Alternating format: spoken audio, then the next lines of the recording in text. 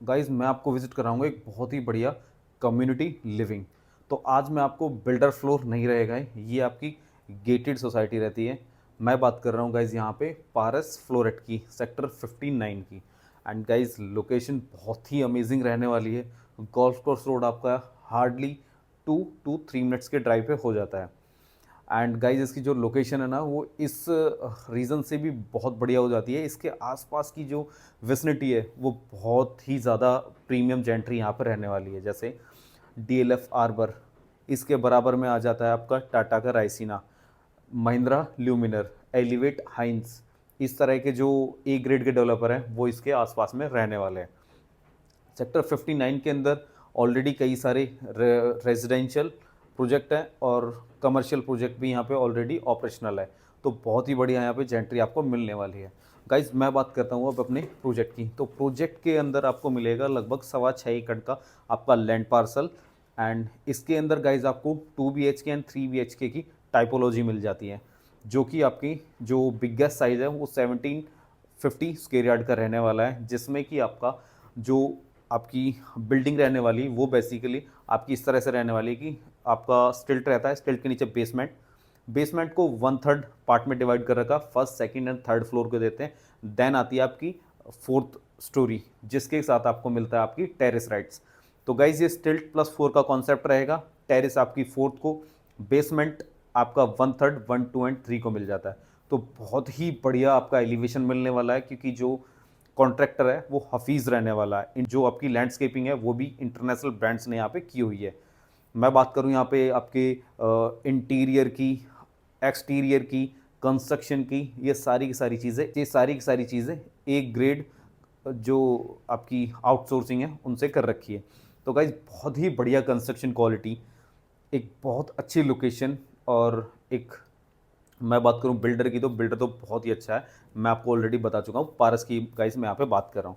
तो गाइस ये रहने वाला है 3 BHK का एक बहुत ही बढ़िया, एक अच्छे स्पेस के साथ बिल्डर फ्लोर। जो रूम के साइज़ है वो आपके 10x13 अप्रॉक्स ये साइज़ आएगा।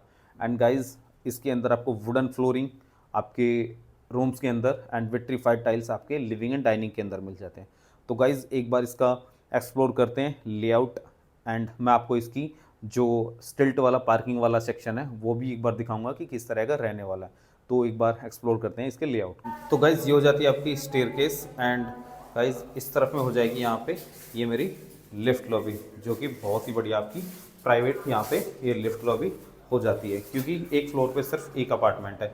इस तरफ जो ये छोटा सा स्पेस है यहाँ पे अपने शू रैक या फिर यहाँ पे प्लांटेशन करके इसको थोड़ी हैपनिंग बना सकते हैं। एंड गाइज इस तरफ ये देखो, ये हो जाता है आपकी फ्लोर की मेन एंट्री, जो कि बहुत ही बढ़िया यहाँ पे आपको मिलने वाली है। सो गाइज मैं एंटर करता हूँ फ्लोर के अंदर। एंड गाइज यहाँ पे देखो आप, एंट्री के साथ में आपको कितना बढ़िया एक ग्रैंड सा आपका व्यू यहाँ पे मिलने वाला है गाइज।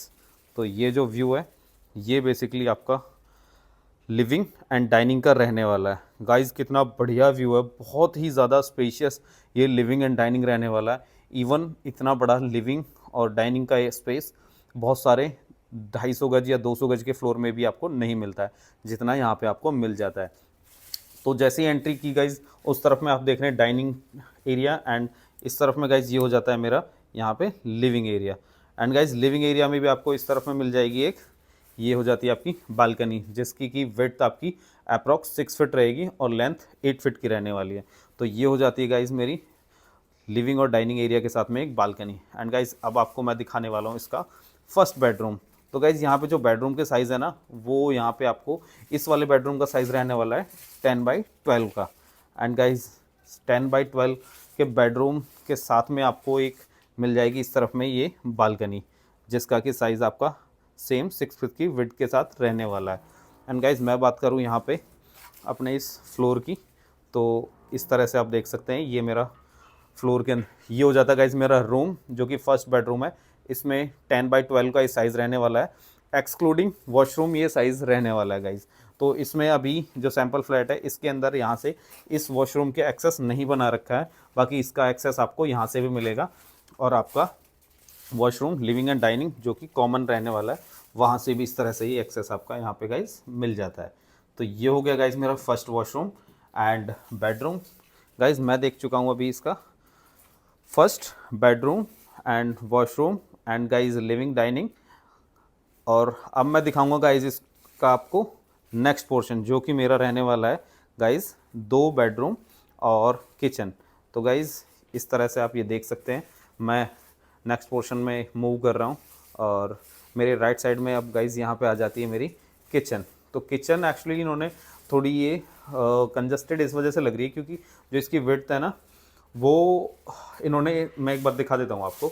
देखो ये देखो यहाँ से कितनी ज़्यादा इन्होंने ये वेस्टेज यहाँ पे की हुई है, तो इस वजह से गाइस ये हो जाता है मेरा सेकंड बेडरूम जो कि बैक बालकनी के साथ कनेक्ट रहने वाला है और वॉशरूम भी इसमें आपका अटैच रहने वाला है।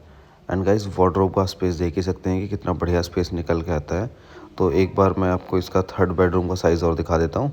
ये हो जाता है गाइस इसका थर्ड बेडरूम जिसका कि साइज़ आपका सेम 10.5 इंटू 13 का साइज़ रहने वाला है। एंड गाइस देख ही सकते हैं कितना बढ़िया साइज़ निकल के आता है। किंग साइज़ का बेड है एंड इसमें भी आपको अटैच वॉशरूम और बालकनी मिल जाती है गाइस।